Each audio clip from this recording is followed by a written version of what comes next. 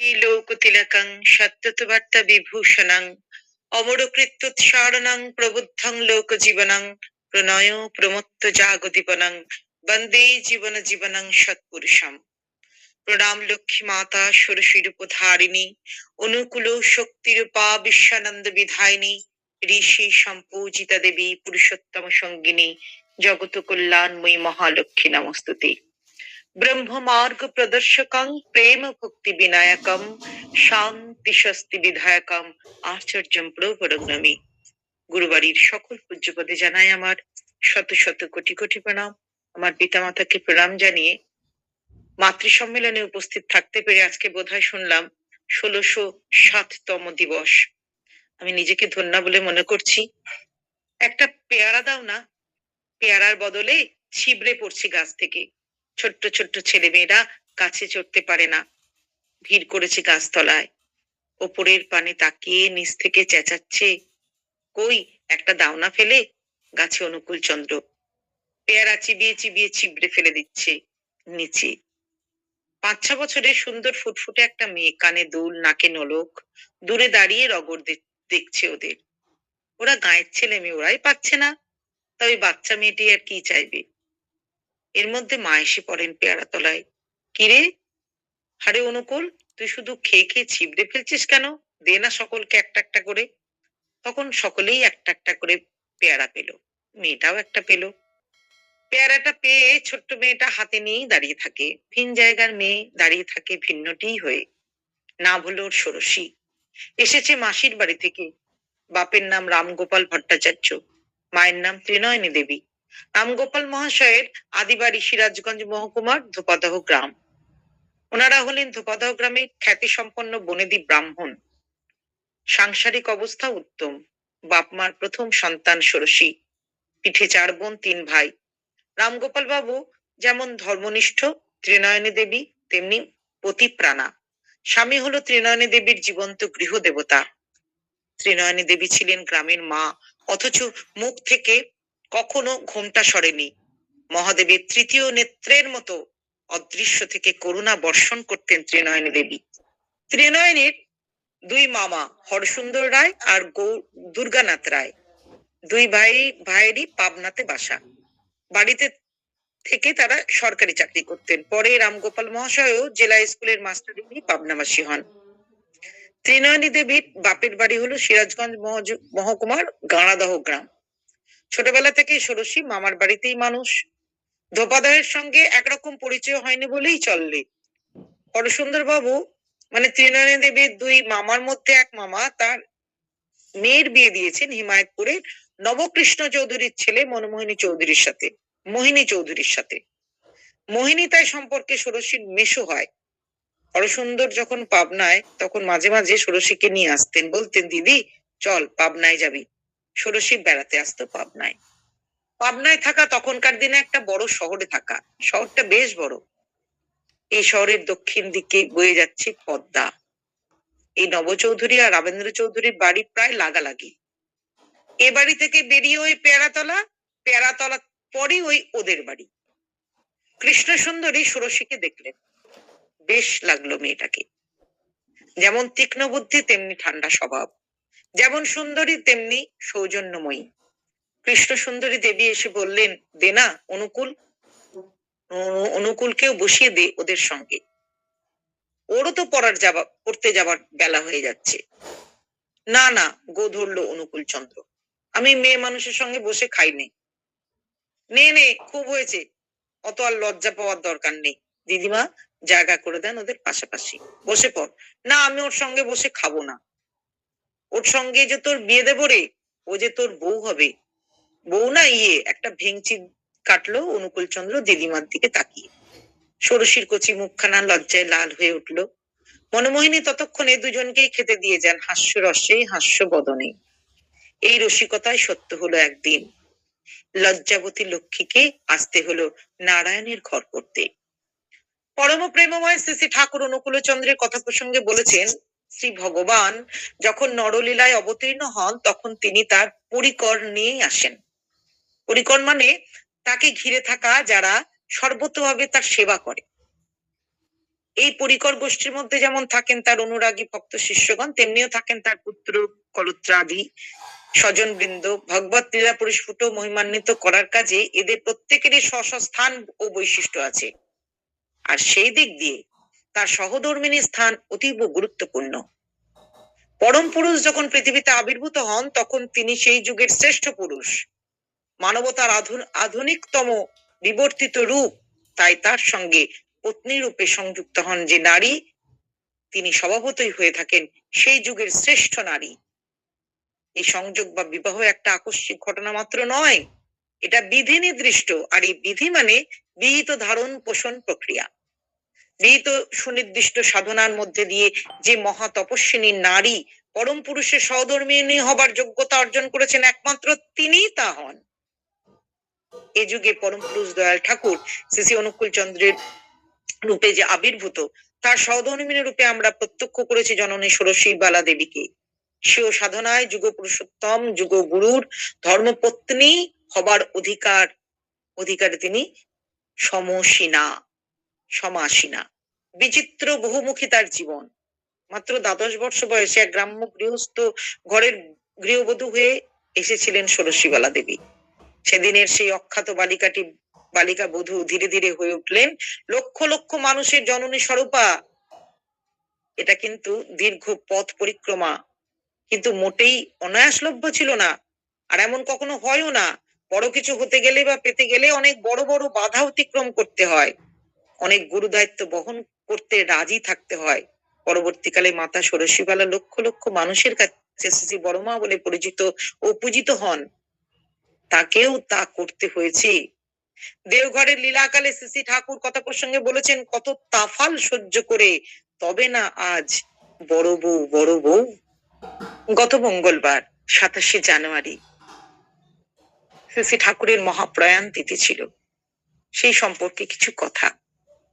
9 জানুয়ারি বনভোজনের দিন হিসাবে সংঘটিত হলো মানিকপুর সৎসঙ্গ মন্দিরে শ্রী ঠাকুরের সাথে শ্রী বড়মা, ঠাকুর পরিবারের সবাই, হাজার হাজার ভক্তগণ, 3000-এর থেকেও বেশি মানুষ সেখানে ছিল সেদিন।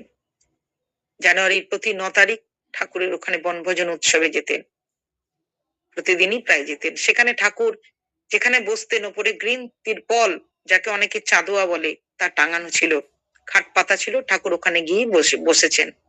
26 তারিখ ঠাকুরের কাছে ছিলেন মণিলাল চক্রবর্তী ও তার স্ত্রী।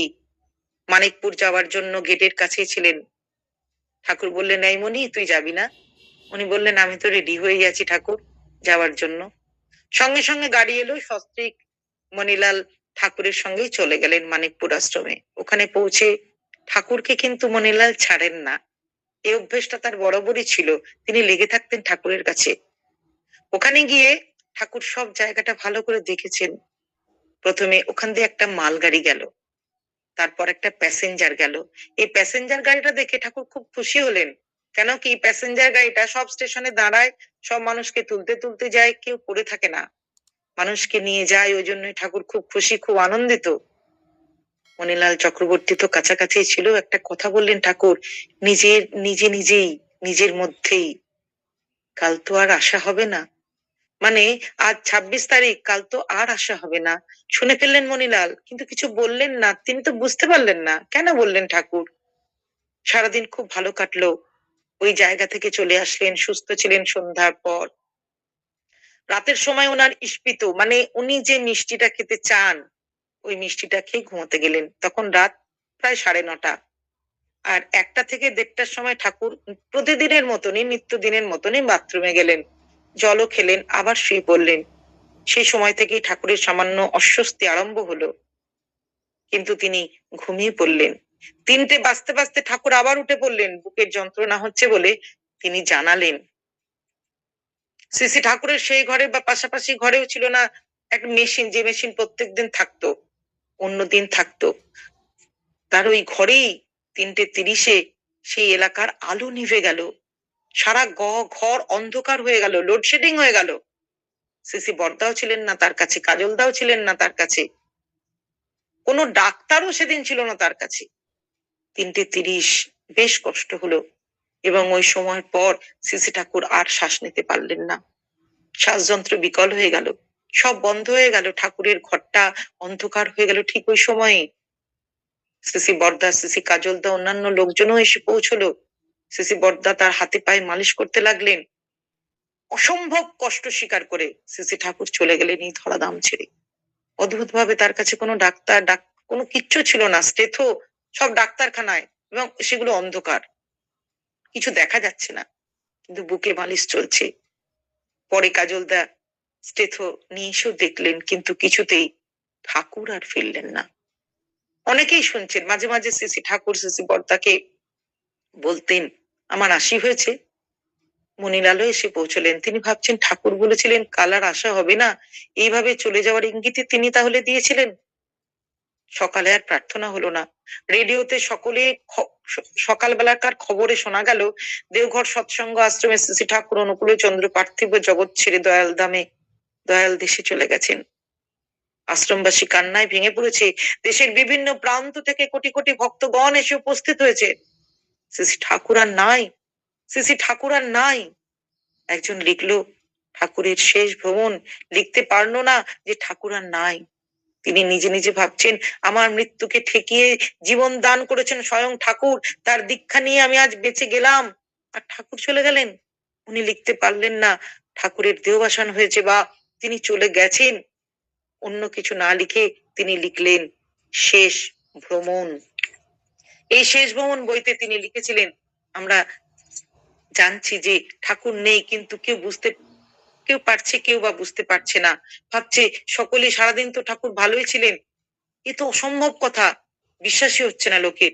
এই ঘটনাকে কেন্দ্র করে নানা মানুষের নানা লেখা জমা পড়েছিল, সেদিনই প্রায় ১৩০টা, পরের দিন মিলিয়ে প্রায় ৩৩০। ডক্টর শিবাশিস রায়, ডক্টর অশোক কুমার চট্টোপাধ্যায়, জনার্দন মুখোপাধ্যায়, পরেশ বোরা, মণিলাল চক্রবর্তী, রমা চৌধুরী, মানে বাগচি, স্বামী হৃদয়ানন্দ, স্বামী শিবানন্দ ইত্যাদি ইত্যাদি প্রমুখ। ঠাকুর যে কালো লম্বা বেঞ্চে বসতেন, ওখানে সমাধি হবে ঠাকুরেরই নির্ধারিত করা ছিল। পরিষ্কার পরিচ্ছন্ন করা হলো জায়গাটি। একটা সম্পূর্ণ বিরাট চন্দন বৃক্ষ এলো দাহ করার কাষ্ঠ হিসাবে। বিধিমাফিক সব কাজ সেরে সবাই ফিরে গেলেন। সুসি বড়মা বললেন, যে মানুষ ছাড়া থাকতে পারেননি কখনো, আজ সে একাই এক। কোথায় গেলেন? এসব কত কথাই চললো। শীর্ষেন্দু মুখোপাধ্যায়, যে জ্ঞানপীঠ ওয়ার্ডে পুরস্কৃত হয়েছিলেন, যার নিজের জীবন সংকটাপন্ন ছিল, শ্রী ঠাকুর তাকে এক মুহূর্তে বাঁচিয়েছিলেন। ঠাকুরের দীক্ষা তিনি নিলেন। বললেন, ঠাকুর আমি ৬ মাসের মধ্যে যদি সুস্থ না হই, সুস্থ মানে মানসিক সুস্থতা, শারীরিক নয়, তাহলে দীক্ষা ছেড়ে দেব। তিনি দীক্ষা দিয়েছিলেন ভট্টাচার্য মশাই। তিনি বলেছিলেন, ৭ দিন দেখেন আপনি ঠাকুরের কাজ করে, আমি যেভাবে বলছি সেভাবে করে দেখেন, ৬ মাস লাগবে না। সত্যিই তিনি ৭ দিনের মধ্যে তার মনস্কামনা পূর্ণ হয়েছিল। কেউ বুঝতে পারছে সে কথা, কেউ বুঝতে পারছে না। বিশাল ২ দীপ্তিমান চোখ কথা বলছে।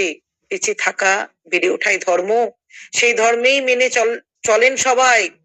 কিয়দংশ আমরা সবাই তার কথা শুনছি, জানছি। বেঁচে আছেন, জীবন্ত আছেন, সুস্থ আছেন শীর্ষেন্দু মুখোপাধ্যায়, ওই মণিলাল চক্রবর্তী, যার বিয়ে দিয়েছিলেন শ্রী ঠাকুর স্বয়ং নিজে হাতে। ২৫ টাকা মার মাথার উপর রেখে আশীর্বাদ করেছিলেন, সুতৃপ্ত থাকো, সুদীর্ঘায়ু হও।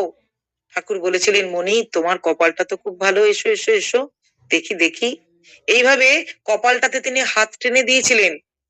মা ছিলেন দেবী বাগচি। মণিলাল বলেছিলেন, ঠাকুর পরম পিতার হাত লাগিয়েছে, ও আর কখনো যাবে না।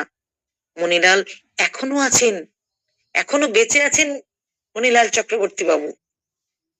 ৯৬ বছর পার হয়ে যাওয়া মণিলাল চক্রবর্তী এখনো আছেন, সুস্থ আছেন, ঠাকুরের কথা নিত্য বলে চলেছেন।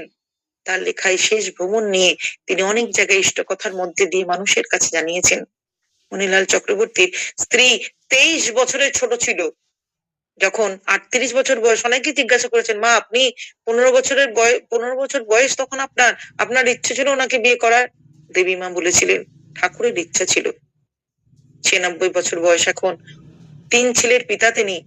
ঠাকুর যেখানেই যেতেন মণিলাল বাবু এবং তার বড় ছেলেকে নিয়ে যেতেন। কোথায় কি হবে না হবে, গঙ্গাধারুর সংযোগ হবে, শান্ডিল্য ইউনিভার্সিটি হবে, ঠাকুর তা নিজে বলে গেছেন। মেন গেটের উপর চক্রবর্তী মহাশয়ের চিত্রটা সম্পূর্ণভাবে থাকবে। ঠাকুর যা যা প্রতিষ্ঠান করে গেছেন তা এখনো সুন্দরভাবে চলছে। ঠাকুর সিসি বর্দাকে সম্পূর্ণ দায়িত্ব দিয়ে গেছিলেন। কে পাঞ্জা দেবেন? না সিসি বর্দা। কার নামে জমি কেনা হবে? না সিসি বর্দার নামে। সম্পূর্ণ কাজ সিসি বর্দার উপর ন্যস্ত করে দায়িত্ব দিয়ে তিনি চলে গেলেন। আর ঠাকুর জানতেন সিসি বর্দা হচ্ছে এমন একজন মানুষ যার উপর নির্ভর করে টোটাল সৎসঙ্গ চলতে পারে। সিসি বর্দার সময় 100টার বেশি মন্দির হয়েছিল। তাছাড়া সিসি দাদা কার্যভার গ্রহণ করে সব জায়গায় ঠাকুরের মন্দির, সব জায়গায় ঠাকুরের দীক্ষা ওই দাদার সময়ই হয়ে গেছে। সিসি বর্দা বহু রোগী তার নিজের কাছে রেখে, বাড়িতে রেখে সেবা শুশ্রূষা করে বাড়ি পাঠাতেন। সিসি ঠাকুরের সমস্ত কাজ সিসি বর্দা নিজে হাতে গ্রহণ করেছিলেন, পালন করেন। তারপর সিসি দাদা গ্রহণ করেন, পালন করেন। যে আচার্য পরম্পরা সিসি ঠাকুর রেখে গেলেন তা এক অভিনব পরম্পরা। এর আগে এই পরম্পরা কোথাও দেখা যায়নি আজ পর্যন্ত। আমরা শাস্ত্রে জানতে পারি যে শ্রী গণেশ হলেন আচার্য, কিন্তু আচার্য যে সবসময় বসে থাকেন, সবসময় লোকের মাঝেই থাকেন ঠাকুরের মতো, সেই পরম্পরা সৃষ্টি ঠাকুরই করে গেছেন। এই পরম্পরা পৃথিবীতে সর্বপ্রথম, আর এই শেষ। এই পরম্পরা আর কোথাও নেই। শ্রী ঠাকুর নিজে বলেছিলেন যারা দীক্ষা সস্তায়নী একসাথে গ্রহণ করেন 37 সালে, এটা বলেছিলেন। আমি নিশ্চিত করে বলছি তার সমস্ত দুঃখ দৈন্য, সমস্ত দুর্বিপাক থেকে আমি তাকে রক্ষা করব। আর আমরাও জানি পরম প্রেমময় দীক্ষা নিয়ে আমরাও এই জীবনে ধন্য হয়েছে। শুধু তাই নয়, স্বয়ং শ্রী ঠাকুর তার দায়িত্ব নিয়ে থাকেন, ফলে প্রতিটি মানুষের দুঃখ দৈন্য নিবারিত হয়, চলে যায়, থাকে না। এটা আমাদের সকলেরই অভিজ্ঞতা। আর সেই জন্যই আমরা বলে থাকি ঠাকুরের দীক্ষা নেওয়া লাগে, সস্তায়নী পালন করা লাগে, নিরামিষ হয়ে থাকাটা বড়ই জরুরি, দীর্ঘ জীবনের অধিকারী হওয়া লাগে। যারা এই নিয়ম পালন করে দেখা গেছে যে 20 বছরের দীর্ঘ জীবন বেশি লাভ করে। 70-এ যদি যাওয়ার কথা সে 90-এ যাবে, 80-তে যাওয়ার কথা থাকলে 100-তে যাবে। ইষ্টভৃতির নিয়ম যদি আমরা ঠিক ভাবে পালন করি, তবে ঠাকুর নিজে বলে গেছেন গোবিন্দ গোসাই যেই হও না কেন, যজন যাজন ইষ্টভৃতি না করলে তুমি কিছু নও, কিছুই নস। শ্রী ঠাকুর ইষ্টভীতি সস্তায়নী সদাচার সম্বন্ধে, নারী শিক্ষা, ছেলে মেয়েদের শিক্ষা, কি করে ভালো সন্তান হবে, এক অভিনব সৃষ্টি তত্ত্ব দিয়ে গেলেন তিনি। এক গোত্রে বিয়ে দেবেন না, উঁচু মেয়েকে নিচুতে দেবেন না, এই কথাটা যেন প্রতিটি মেয়ের কাছে গিয়ে পৌঁছায়। এই আকুতি ছিল তার। উঁচুর মেয়ে নিলে ঘাড়ে, জাত যায় বংশ মরে। কিন্তু আমরা প্রায় এই কথাগুলো শুনি না ঠাকুরের। নিজের ইচ্ছে মতো, নিজের প্রবৃত্তি মাফিক চলি। তিনি নিজের জীবদ্দশায় সৎসঙ্গ ফিলন্থ্রপি করলেন, মায়ের কথা অনুসারে আনন্দবাজারের ব্যবস্থা করলেন। উৎসবের সময় লক্ষাধিক লোক সেখানে প্রসাদ পায়। সৎসঙ্গ রসৈসনা মন্দির তিনি থাকাকালীনই, সৎসঙ্গ হসপিটাল, এছাড়া সৎসঙ্গ পাবলিশিং হাউস, সৎসঙ্গ বেদ ভবন, তপবন বিদ্যালয়, সৎসঙ্গ অমরদ্যুতি মহাবিদ্যালয়, সৎসঙ্গ বিনাপানি বিদ্যালয়, এছাড়া অতিথি ভবন, মেমোরিয়া, জ্যোতি আশ্রম, সৎসঙ্গ প্রেস তিনি করেছেন। চিড়িয়াখানা পরে অবশ্য সেটা ছোট হয়ে যায় লালুজির সময়। আর সৎসঙ্গ মোটর গ্যারেজ, সমস্ত গাড়ি ওখানে রাখা হতো। বিদ্যুৎ সরবরাহের জন্য সুব্যবস্থা ছিল। এছাড়া গেস্ট হাউস, কারখানা, কাঠ কারখানা, ইঞ্জিনিয়ারিং সবকিছু তিনি নিজে তৈরি করেন। নির্মাণ বিভাগ, মেকানিক্যাল, উদ্যান বিভাগ সমস্ত তারই হাতে গড়া। মানিকপুরে যুগল মন্দির হয়েছে, এটা অবশ্য শ্রী বর্দা করেছিলেন। তাই আমাদের দেওঘরে যাওয়া লাগে, শ্রী আচার্য দেবের কাছে যাওয়া লাগে, তার মধ্যেই শ্রী ঠাকুর লীলা করছেন। কোনো নিবেদনের দরকার নেই, শুধু তার দিকে তাকিয়ে থাকলে আমাদের সমস্ত গ্রহ দোষ নষ্ট হয়ে যাবে। রাহাদা যাকে ঠাকুর বাঁচিয়েছিলেন, তাকে ঠাকুর বলেছেন, তার তো প্লেনের টিকিট কাটা হয়ে গেছিল, বলছেন যে দাদা রাহাদা আপনি একটা প্রেসার কুকার কিনে এনে দিন। তিনি, তার কাছে টাকা নেই, ছোট্ট একটা প্রেসার কুকার কিনে নিয়ে আসলেন। তার মামারা ঠাকুরের নাম শুনতে পছন্দ করতেন না। ঠাকুর বললেন এইটুকুতে হবে না, আমার বড় সড়ো ভালো দেখে চাই। আবার গেলেন, উপরে তিনি সিঁড়ি দিয়ে উঠছেন, তার মামা নাচছেন, মামা 100টা টাকা দেবে কেন, কি জন্য তিনি বললেন না। তিনি বললেন, তিনি ওই টাকা নিয়ে গিয়ে বড় সড়ো একটা প্রেসার কুকার নিয়ে এসে ঠাকুরকে দিলেন। এগুলো তো অছিলা।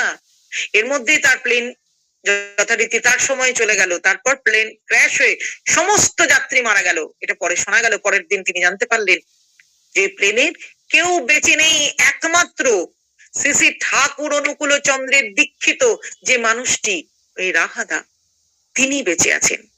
তার টিকিট তাকে পরে ফেরত দেওয়া হলো, তাকে মালা দিয়ে সম্বর্ধনা দেওয়া হলো, এবং শ্রী ঠাকুরের জয়ধ্বনি সকলে তার জয় নাম করতে লাগলেন। তিনি কল্কি অবতার, আজ তিনি এসেছেন, তিনি আজ অবতারই হয়ে এসেছেন। একটু ছোট্ট করে সঙ্গীত দিয়ে শেষ করি।